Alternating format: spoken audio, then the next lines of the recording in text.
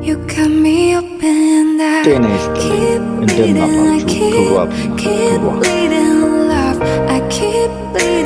የቶማስ ሳንካራ ባለቤት ደብዳቤ ለትራኦሬ ቦግ ብሎ የጠፋ ሳይጀመር የከሰመው የአፍሪካ ኮከብ ተስፈኛ ባለ አፍሪካዊ ቼ ጉቬራ እየተባለ የሚወደሰው የቡርኪና ፋሶ አብዮታዊ መሪ ባለቤት ከተገደለ ከ37 ዓመታት በኋላ ማርያም ሳንካራ በሟቿ ባለቤት የቶማስ ሳንካራ ፎቶ እያየች በአንድ አገር ልብ ውስጥ የሚያስተጋባ ደብዳቤ ከባሏ ጠረጴዛ ፊት ለፊት ተቀምጣለች።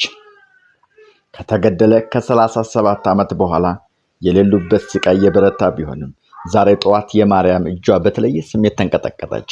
በአንድ አገር ልብ ውስጥ የሚያስተጋባ ደብዳቤ ለመጻፍ ተነሳች። ለመጻፍ ያነሳሳትም በሳምንቱ መጀመሪያ ላይ የቡርኪና ፋሶ ወጣትና ታላቅ ስልጣን ያለው መሪ ካፒቴን ኢብራሂም ትራኦሬ በከተማው መሃል የቶማስ ሳንካራ የነሐስ ምስል ማሳየቱን በባለቤቱ ብቻ ሆና ዝግጅቱን እየተከታተለች ማርያም ዝግጅቱ ብዙ ትዝታዎችና ተስፋን የቀሰቀሰባት ማርያም አሁን ከብዙ 10 ዓመት ዝምታና ግዞት በኋላ ለካፒቴን ትራኦሬ ለመጻፍ ወሰነች። የምስጋና የማስጠንቀቂያና የተስፋ ምልክት እንዲህ ስትል ጀመረችው። ውድ ካፒቴን ትራኦሬ ለቶማስ ስለሰራለት ሐውልት ስሰማ አለቀስኩኝ። ከሐዘን የተነሳ ሳይሆን በደስታ ላደረከው በሙሉ የሚጨምረው ቃል የለኝም። ቃላቷም ከልብ የመነጨ ቢሆንም በፍቅርና በመጥፋት ጥላ ውስጥ ያሳለፈው ህይወት ዘመን ተናግራለች። እንዲህ ስትል ለዓመታት ያለፈችበትን ማርያም ገልጻለች።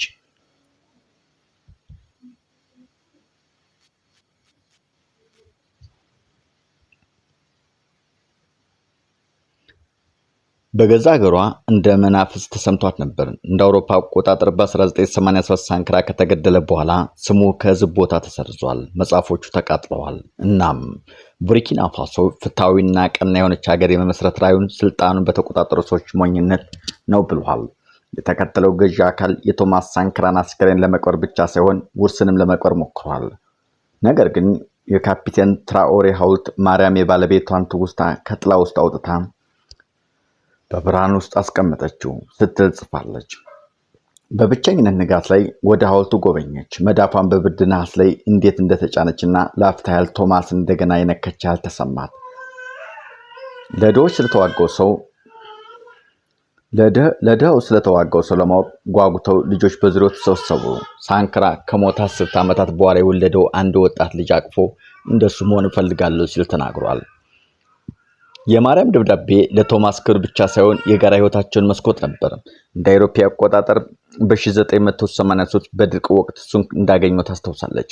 ወጣት የጦር ካፒቴን እያለ ሙስናን ለመቃወም የመንደር ነዋሪዎችን ሲያሰባስብና ተማሪዎችን ተስፋ ለማድረግ የምትታገል አስተማሪ ነበረች። ሰርጋቸው ቀለል ነበር። የሾላ ክንፎ አንድ ሰሃና ለተሻለ ሀገር ጎን ለጎን በመታገል ቃል ገቡ። ቶማስ ሳንካራ እንደ ፕሬዝዳንት ሀገሩ ቡርኪና ፋሶን የቅኖች ምድር በማለት ሰይሟታል እና ባብነት ይመራት ነበር። የመንግስት የቅንጦት መኪኖችን ሽጧል፣ ሚሊዮኖችን ክትባት ሰጥቷል፣ ዛፎችን ዘርግቷልና የሴቶችን ትምህርት አበረታቷል። በቤት ውስጥ ከማርያም ጋር በረንዳ ላይ ፍልስፍናና ሙዚቃ ሲከራከሩ ምንም ልጅ የማይገባበትና የወደፊት ህልም ያለው አፍቃሪ አባትና ባል ነበር። ነገር ግን አብዮቱ ከእርሱ ጋር በጥቅምት 15 1987 ሞተ።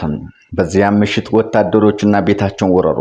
የተኩስ ሩምታ በግንቡ ሲቀደድ ማርያም ልጆቿን ከልላ አድርጋለች።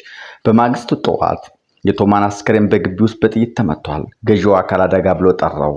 ታሪክ የጻፈው ራዕዩን በሚፈሩ ሰዎች ነው። እንደገና የተወለደው ውርስ ግን ጥንቃቄ ግን ይቀይራል። ማርያም በደብዳቤዋ ሌላ ዓመታት መደበቅን፣ ጓደኞቿን እንደጠፉ በአባታቸው ግድያ አሰቃቂ ሁኔታ የተሰቃዩ ስላደጉ ልጆቿ ገልጻለች። ሆኖም አዲሱ የመታሰቢያ ሐውልት ለቤተሰቧና ለሀገሯ ተስፋ እንዲሰጥ አድርጋ ጽፋለች። ሴቶች አሁን በአመስጋኝነቱ ሐውልቱ ስር የወፍጮ ጥቅሎችን ትተዋል። መምህራን የሳንካራ ንግግሮች ለማንበብ ተማሪዎች አመጡ። የድሮ ወታደሮች ሰላምታ ሰጡ እና ወጣቶች ቲሸርት ለብሰው ሳንካራ ሕያው ነው የሚል አዋጅ ተናገረ። ማርያም ግን ለማመስገን ብቻ አልጻፈችም። ካፒቴን ትራኦሬ በባለቤት የተገደሉ እባቦች አሁንም በሳሩ ውስጥ ተንጠልጥለዋል ስትል አስጠንቅቃለች። ዛሬ ከዩኒፎርም ይልቅ ሱስ ለብሰው በአዲስ መንገድ ስልጣን ይጠቀማሉ። አብዮቶች የሚሸልሙት በታላቅ ምልክቶች ብቻ ሳይሆን ልጃገረዶችን ማንበብ በሚማሩበት ክፍል፣ እናቶች ከወሊድ በሚተርፉበት ክሊኒኮች፣ ገበሬዎች መሬታቸውን ባለሙበት መስክ ነው ስትል ትራኦሬ አሳሰበችው። በቶማስ የልጅነት ታሪክ አበቃች። አንበጣ መንደሩን በወረረ ጊዜ አባቱ መሰብሰብ ጀመረ። አንበጣም ምግብ ነው አለው። ትምህርቷ ማርያም ጽፋለች። ረሃብ ውሸታም እንደሆነና ብዙ ጊዜ መፍትሄዎች በራሳችን እጅ እንደሚገኙ ካፒቴን እኛ ድሆችና ደካሞችና የተረሳ መሆናችን በሚነግረን ዓለም ላይ አንበጣ እንዴት እንደሚጠበስ ለቡርኪና ፋሶ አሳይታል። መስታወት አንስተህ ጥንካሬ ተመልከት ስትል ከ3 ቀናት በኋላ ካፒቴን ትራኦሬን ብቻውን ከሐውልቱ ፊት ቆሞ የማርያም ደብዳቤ በእጁ ነው። ከተማው በዙሪያው ጮኸች። እሱ ግን ሐሳቡ ጠፋ። እንባው የወረደበት የቆሸሸችው ቀለም እያፈላለገ ነው። ለትምህርት ወጪዎች ኦቾሎኒ የምትሸጥ የገዛ እናቱና በልጅነት ያነሳቸውን የሳንካራ ታሪክ አስታወሰ። በዚያ ምሽት ትራኦሬ እንዲህ ሲል ጻፈ። እመቤት ሳንካራ ደብዳቤሽ በረሃውን አልፎ አገኘኝ። እነሆ ቶማስ ሳንካራ አይደለሁም። ብርሁነቱና ድፍረቱ ይገድለኛል። እኔ ወታደር ነኝ። ፕሬዝዳንቱ ደሞዛቸውን ወላጅ አልባ ለሆኑ ልጆች የሰጡትን ታሪክ እየሰማሁ ነው። ንግግሮች ግን ካርታ ናቸው። እኔ የምከተላቸው ሐውልት ለመስራት ሳይሆን የጀመርነውን ለመጨረስ ነው። ቶማስ የጀመረውን የመስኖ ፕሮጀክት ለማጠናቀቅና በዝናብ ወቅት የሴቶች ትምህርት ቤቶች ጣሪያ ለመጠገን ቃል ገብቷል። ትዝታውን እንድጠብቅ ጠየቅሽኝ። የተሻለ አደርጋለሁ። የማስተርስ ችሎታውን አላስፈላጊ አድርጓለሁ። አዲስ ትውልድ ተመስጦ በማግስቱ ጠዋት ሰራተኞቹ ከሐውልት አጠገብ ያሉትን መንገዶች ሲያስተካክሉ ፋጢማ የምትባል ጎረምሳ ልጅ ቆም ብላ ትመለከተዋለች። በቦርሳዋ ውስጥ ቶማስ ሳንካራ ይናገራል የሚል የተቀዳደደ ቅጂ ነበር። መሐንዲስ የመሆን ህልም ነበራት። እስካሁን ባይታወቅም አንድ ቀን የቡርኪና ፋሶ የመጀመሪያ በፀሐይ ኃይል የሚሰራ ሆስፒታል ዲዛይን ታደርጋለች። ከሷ በኋላ የሳንካራ የነፍስ ቡጢ ወደ አድማሱ ጠቁማል። እናም የሆነ ቦታ ማርያም ሳንካራ እሷና ቶማስ ሲዘሩት ያጭዳሉ።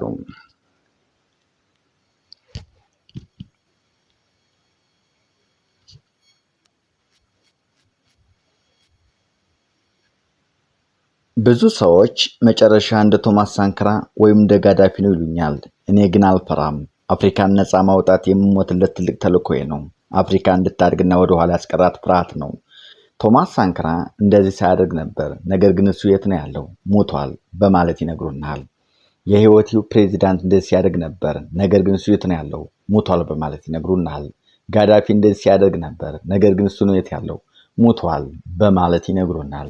የማይሆንና የውሸት ትርክትና የነገሩን ፍርሃት ውስጣችን እንዲኖር አድርገውናል። አንዳንድ ወጣቶች የሰዎችን እግር ተከትለው የተለያዩ መንገድ ሲሄዱ እናያለን። እንደ መሪ ከልቡ ለህዝብ ህልውና በመቆም ሀገሩን የሚመራ ከሆነ ይሞታል ወይም ይታሰራል ብለው ብዙ ሰዎች ያስባሉ። ይህ የእኛ አስተሳሰብ እንዲሆንና እንድንፈራ ሆን ተብሎ እንደ ዓላማ ተይዞ ተሰርቷል። እኛ አፍሪካውያን መታገል አለብን። ወደፊት መጓዝ ወይም እየሞቱ መታገል። እኛ ላይ ሲጠቀመው የነበረው ትልቁ መሳሪያችን ፍርሃት ነው። ፈሪ አትሁኑ። ጋዳፊ ወይም ቶማስ ሳንካራ ተሸነፈው ወይም ወደቀ ማለት አንተ እንደዛ ሆንክ ማለት አይደለም። ምንም እንኳን በትግል ጉዞ በወድቅም የኔን ትግል የሚከተል ሰው ድል ያደርጋል ወይም ይሳካለታል።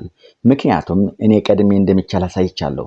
አፍሪካ ትልቅ ትሆናለች። የቡርኪናው ፕሬዚዳንት ኢብራሂም ትራኦሬ የቡርኪና ፋሶ ፕሬዚዳንት ኢብራሂም ትራኦሬ 20 ጊዜ የግድያ ሙከራ ተደርጎበታል።